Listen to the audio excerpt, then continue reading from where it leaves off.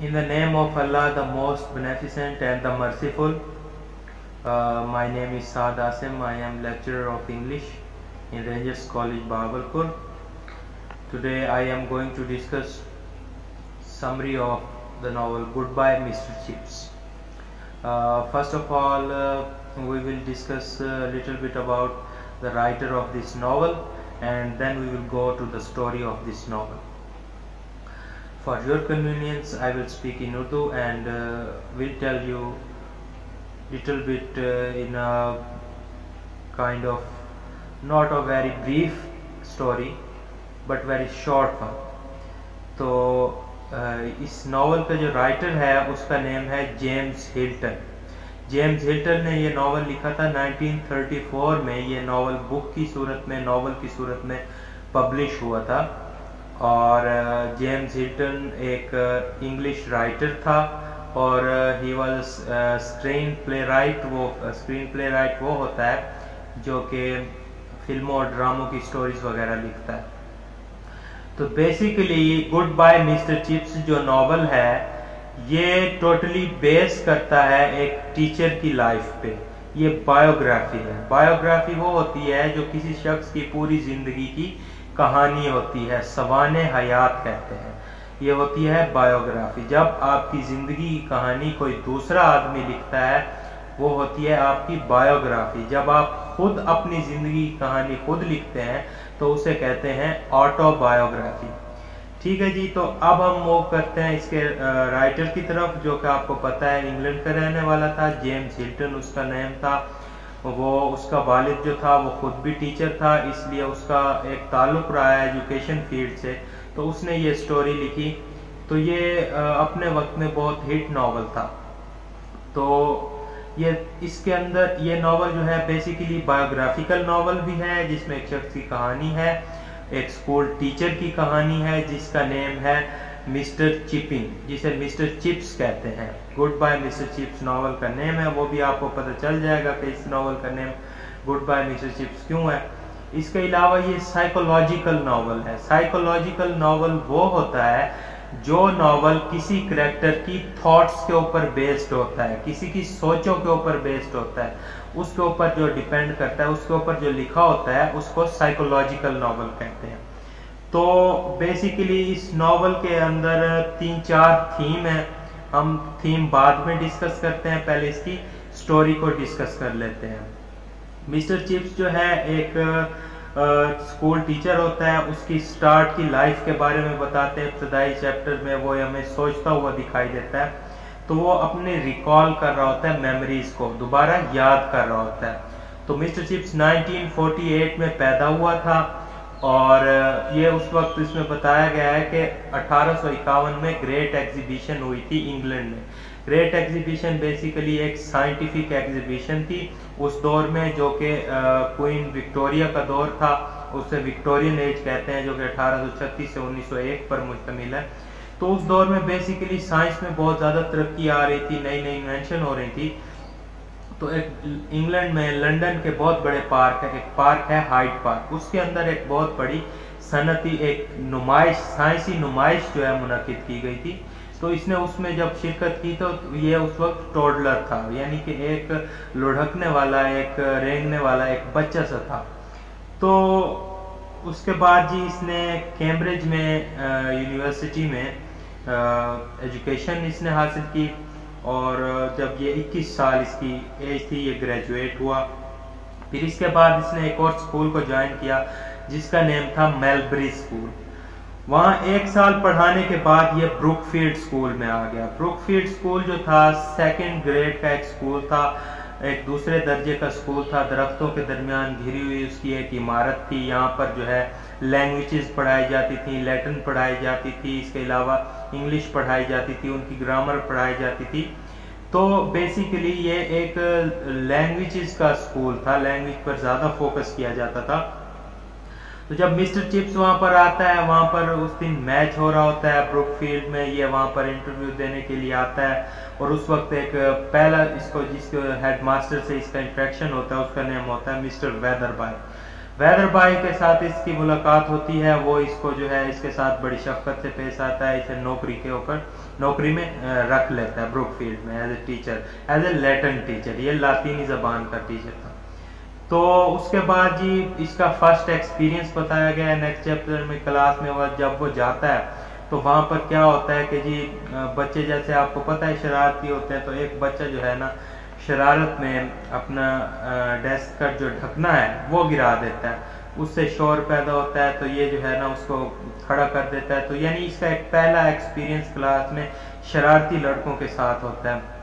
तो एक पहला लड़का जो होता है जिसको ये सजा देता है उसका नेम होता है कॉली, जो कि बाद में फिर इंग्लैंड लंदन का जाके मेयर बनता है। फिर उसका बेटा आता है पढ़ने के लिए, तो ये उसको कहता है कि तुम्हारा बाप वो पहला आदमी था जिसे मैंने स्कूल में सजा दी थी, तुम भी बिल्कुल उसी की तरह गधे के गधे कम अकल ही हो।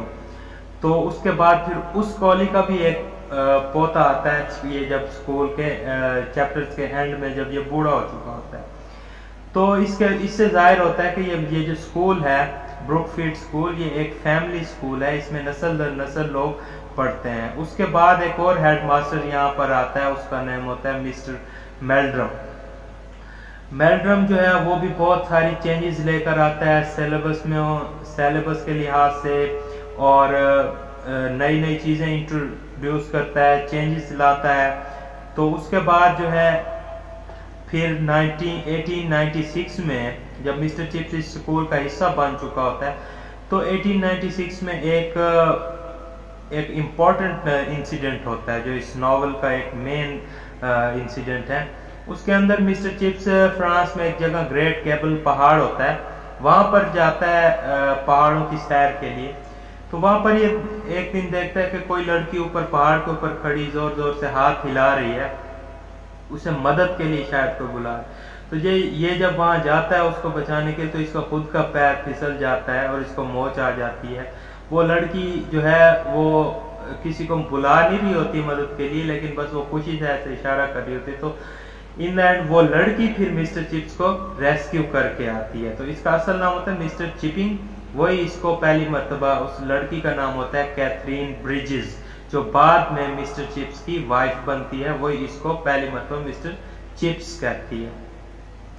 तो उसके बाद क्या होता है कि इन दोनों का जो है वहाँ पर एक लव स्टोरी इनके दरमियान डेवलप हो जाती है, एक लव डेवलप हो जाता है। मिस्टर चिप्स उससे मोहब्बत करने लग जाता है। जब ये स्कूल में वापस आता है तो इन दोनों की शादी हो चुकी होती है। तो मिस्टर चिप्स जो था उस शादी से पहले उसके ख्यालात ख़वातीन के बारे में कोई इतने अच्छे प्रोग्रेसिव नहीं थे। ये हम सब जानते हैं कि उस वक्त इंग्लैंड के अंदर सोशल चेंजेस आ रही थी, बहुत ज़्यादा तब्दीलियाँ आ रही थी, औरतें बाहर निकल रही थी, वोट के लिए जिदोजहद कर रही थी। अमेरिका में तो 1930 तक तकरीबन औरतों को वोट का हक भी मिल गया था। तो इंग्लैंड में ये लेट जाके 50 के करीब 48, 49 या 50 में मेरे ख्याल में इस ईयर में औरतों को ख़वातीन को वोट का हक मिला था। तो मिस्टर चिप्स के ख्यालात को इतने अच्छे को मॉडर्न नहीं होते, वो बड़ा कंजर्वेटिव और कदामत पसंद लगे बंदे जहन का मालिक होता है। लेकिन शादी के बाद कैथरीन जो है उसके अंदर बहुत ज़्यादा चेंजेस लेकर आती है। वो हंसी मजाक करने लग जाता है क्लास में, वो उसे लड़कों से नरमी करने का कहती है। तो इसी तरह जो है मिस्टर चिप्स की लाइफ में बेशुमार जब तब्दीलियां आ जाती हैं, तो उसके बाद क्या होता है कि वो कैथरीन की डेथ हो जाती है ड्यूरिंग चाइल्ड बर्थ। तो उसका बेबी की भी डेथ हो जाती है, या कैथरीन की भी डेथ हो जाती है। तो मिस्टर चिप्स जो है एक ब्रोकन हार्ट सा इंसान बन जाता है, जो कि बाहर वक्त चुप रहता है, और उसके अंदर वो एक सीरियस संजीदगी सी आ जाती है। और लेकिन उसके बाद फिर थोड़ा अरसे के बाद उसके अंदर एक नरमी सी आ जाती है उसके दिल के अंदर, और वो लेकिन इस दौरान वो अपनी ड्यूटी पूरी करता है। वो हर लिहाज से एक डेडिकेटेड टीचर है, जो हर वक्त अपने काम से, अपने स्कूल से और ब्रुकफील्ड से बहुत मोहब्बत करता है, और ख़ास तौर पर इंग्लैंड से। वो कहता है कि मेरा जो प्राइड है वो ये इंग्लैंड है, इंग्लैंड के अंदर मेरा प्राइड है।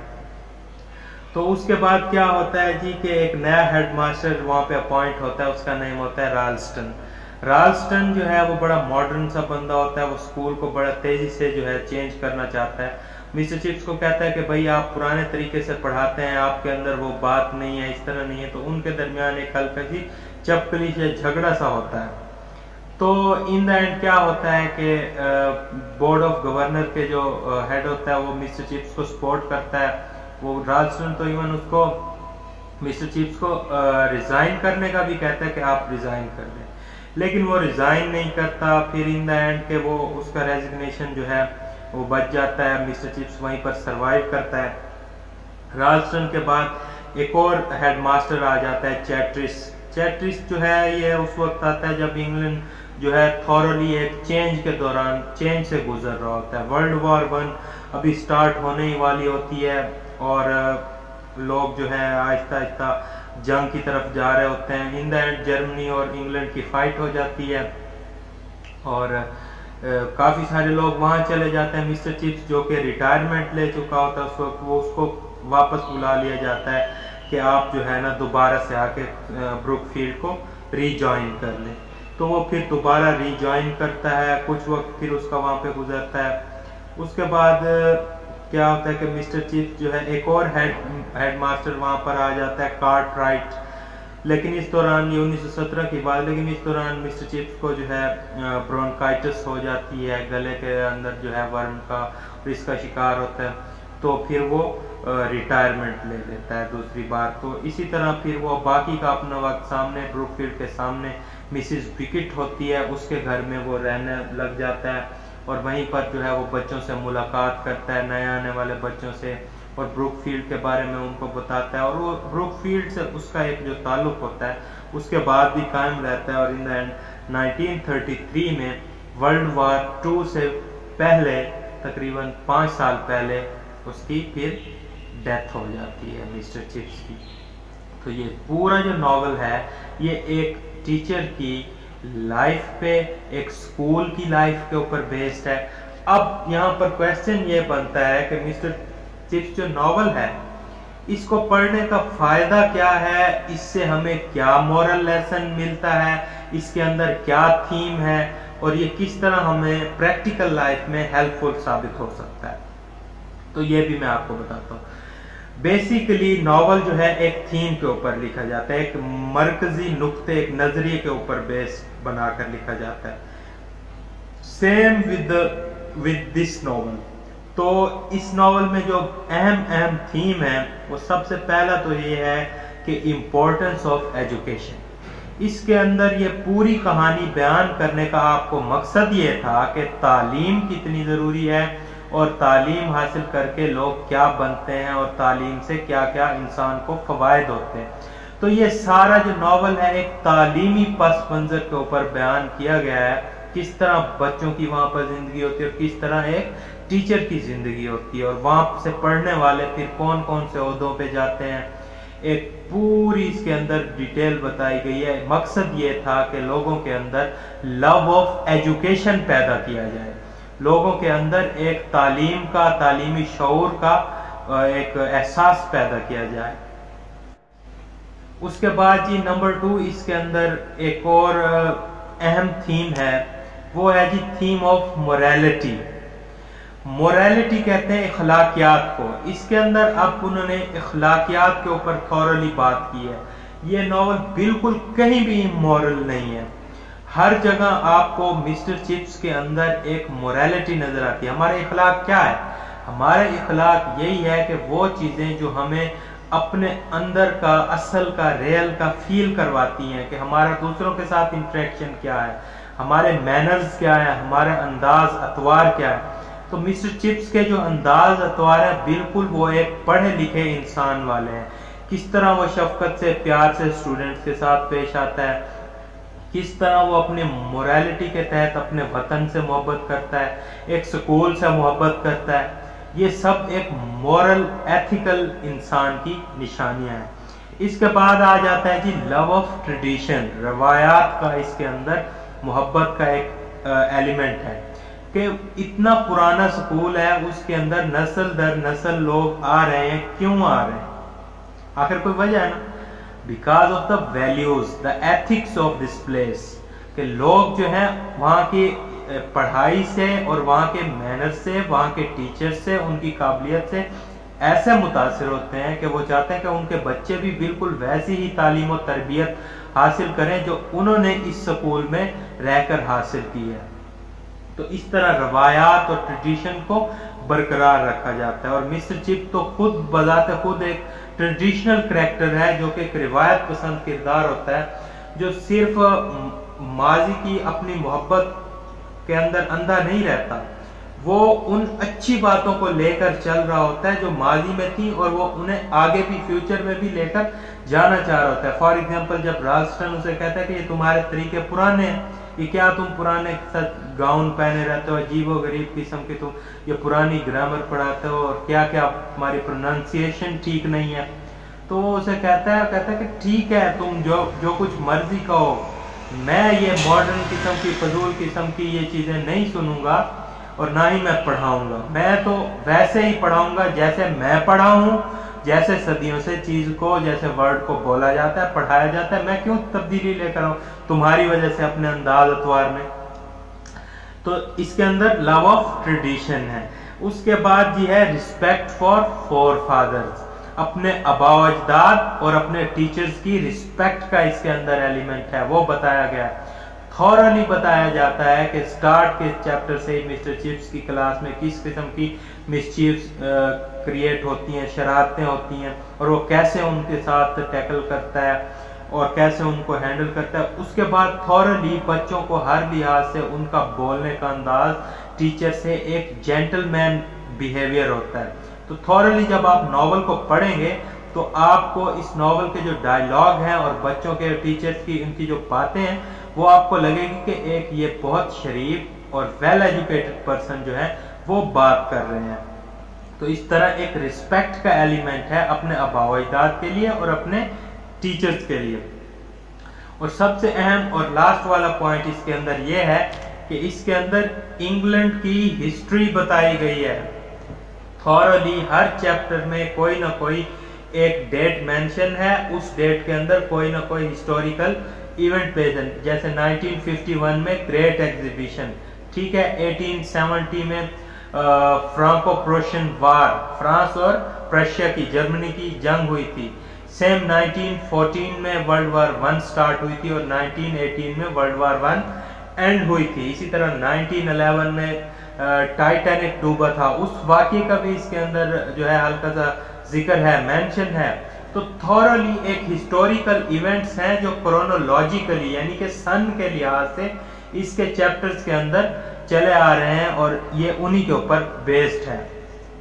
ठीक है जी, तो इन थीम से हमें पता चलता है कि इस नॉवल की इंपॉर्टेंस क्या है और ये क्यों पढ़ाया जाता है और किस तरह ये हमारे लिए प्रैक्टिकल लाइफ में हेल्पफुल साबित हो सकता है। अब आ जाते हैं जी एग्जाम के पॉइंट ऑफ व्यू से। एग्जाम पॉइंट ऑफ व्यू से देखें तो इसके अंदर 18 चैप्टर्स हैं और 16 मार्क्स के इसके अंदर से शॉर्ट क्वेश्चंस आ जाते हैं। तो हर चैप्टर के अंदर जो है शॉर्ट क्वेश्चन नहीं दिए हुए, लेकिन ये खुद से क्वेश्चन बनाने पड़ते हैं। ये आपको ब्राइट की गाइड में मिल जाएंगे, सनशाइन की गाइड में मिल जाएंगे, मोस्ट इंपॉर्टेंट क्वेश्चन मिल जाएंगे जो बार बार 5 साल के पेपर्स में रिपीटेड भी हुए हैं। तो इसके अंदर से आपके सिनोनिम्स आ जाते हैं वर्ड्स के, और इसके अंदर से आपका 16 मार्क्स से शॉर्ट क्वेश्चंस आ जाते हैं।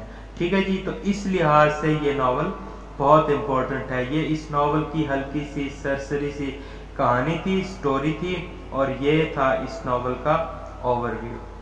Thank you very much.